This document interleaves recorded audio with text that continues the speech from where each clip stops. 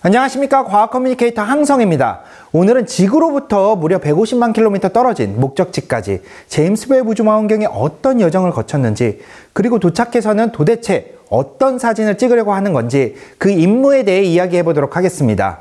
그럼 제임스 웹 우주망원경의 이야기 그 두 번째 시간, 여정과 임무에 대한 이야기 지금부터 시작합니다.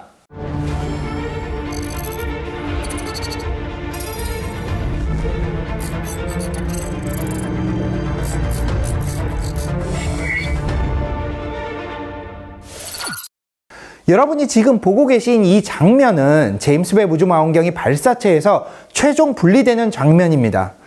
멋지게 태양 전지판을 펴면서 우리의 눈으로 확인할 수 있었던 제임스 웹 우주망원경의 마지막 모습이자 한 달간의 먼 여정의 시작이었죠.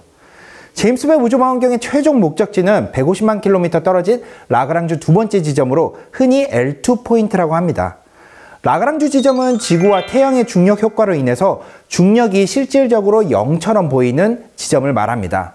지구와 태양에는 5개의 라그랑주 지점이 있는데, 그중 제임스 웹 우주망원경은 지구 밖에 150만 킬로미터, 태양, 지구와 일직선이 되는 지점에 위치하게 됩니다. 이 한 달간의 긴 여정 동안 제임스 웹 우주망원경을 운용하는 과학자들은 극도의 긴장 상태를 유지를 했습니다. 목적지인 L2 포인트로 가는 동안 수행해야 하는 임무가 매우 많았기 때문이죠. 제임스 웹 우주망원경은 그 크기가 테니스 코트만한 크기였기 때문에 그 상태로는 발사체에 실을 수가 없었습니다. 따라서 망원경은 발사 전에 모든 부품들이 접힌 상태로 실려서 하나씩 차가운 우주 공간에서 원래의 모습으로 전개해 나갔습니다. 발사체에서 분리된 후 바로 전력 공급을 위한 태양 전지판의 전개를 시작으로 일주일 후 태양 차단막을 펴기 시작해서 10일째에 완벽히 전개하는 데 성공하였습니다. 열흘째부터는 주경에 고정된 지지대가 펼쳐지면서 망원경의 본 모습을 찾기 시작하고, 발사 후 13일째에 대해서는 차양막, 지지대, 망원경이 모두 성공적으로 펼쳐지게 됩니다. 이렇게 제임스 웹 우주망원경이 목적지에 도착을 한 후에 거울 정렬이라든지 초점을 맞추는 작업을 거쳐서 현재는 과학 임무 수행을 하기 위한 관측을 진행하고 있죠. 그럼 제임스 웹 우주망원경은 어떤 과학적 임무를 띠고 관측을 하고 있는 것일까요? 제임스 웹 우주망원경이 띠고 있는 과학적 임무는 크게 3가지 정도로 요약을 할 수 있을 것 같습니다. 먼저 우주의 첫 번째 별과 은하의 관측, 별과 외계 행성의 탄생, 그리고 외계 행성의 대기 분석입니다. 물론 이 외에도 블랙홀의 관측이라든지 우리 태양계의 관측, 은하의 진화와 같은 여러 가지 임무를 다양하게 수행할 예정이지만, 많은 천문학자들의 관심과 연구가 집중될 부분은 바로 이 3가지라고 볼 수 있을 것 같습니다. 그럼 임무에 대해서 하나하나 자세히 알아보도록 하겠습니다. 먼저 우주의 첫 번째 별과 은하의 관측입니다.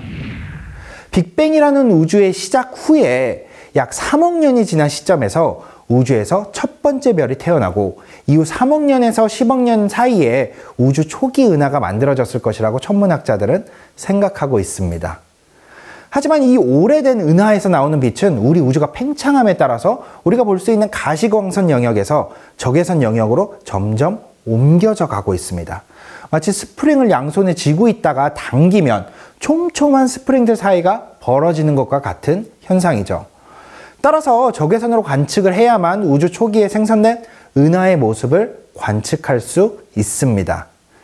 제임스 웹 우주망원경은 그 어느 적외선 우주망원경보다 강력한 적외선 관측 장비를 가지고 있기 때문에 그동안 자세히 알 수 없었던 우주 초기의 별과 은하의 모습을 우리에게 보여줄 것이라고 기대하고 있습니다.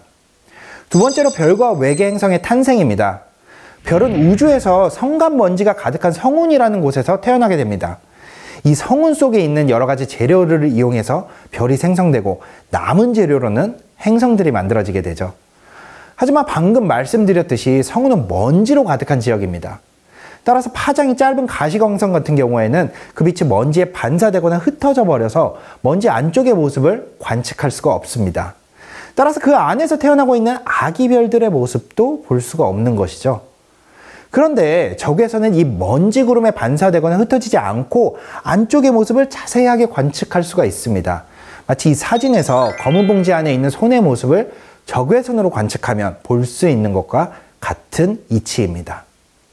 그렇게 제임스 웹 우주망원경은 아직 천문학자들도 정확히 알지 못하고 있는 별에 생성되는 여러 단계의 모습과 함께 주위에서 외계 행성이 생성되는 모습도 관측할 수 있을 것이라고 기대하고 있습니다.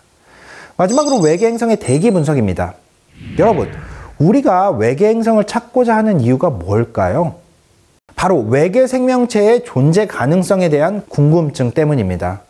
현재까지 이 넓은 우주에서 생명체가 살고 있는 것이 확인된 것은 우리 지구가 유일합니다. 하지만 이렇게 넓은 우주에 우리만이 유일한 생명체라는 것이 과연 맞는 말일까요? 전에도 말씀드렸듯이 지구에서 생명체가 살아가는데 가장 중요한 역할을 하는 것이 바로 이 대기입니다. 따라서 우리 지구와 똑같은 대기 성분을 가진 행성이 만약에 물도 가지고 있다면 그 행성에는 외계 생명체가 살 수 있을 것이라는 가능성을 우리가 확인할 수 있을 겁니다. 비록 직접 가보기 전까지 진짜로 외계 생명체가 살고 있는지 확인할 수는 없겠지만 그 가능성을 볼 수 있다는 것만으로도 정말 설레는 일이 아닐까요? 제임스 웹 우주망원경은 외계 행성의 대기를 통과한 별빛을 통해서 대기의 성분을 분석할 수 있는 강력한 분광 장치를 가지고 있습니다. 따라서 머지않은 시기에 곧 우리 지구와 매우 닮은 대기를 가지고 있는 행성이 발견되었다는 소식을 들을 수 있지 않을까 기대해 봅니다. 오늘은 L2 포인트의 여정과 앞으로의 임무에 대한 이야기를 여러분께 들려드렸는데요. 다음번에는 제임스 웹 우주망원경이 공개한 놀라운 첫 번째 사진들에 대한 이야기로 다시 한번 찾아오도록 하겠습니다. 다음번에 또 만나요. 안녕.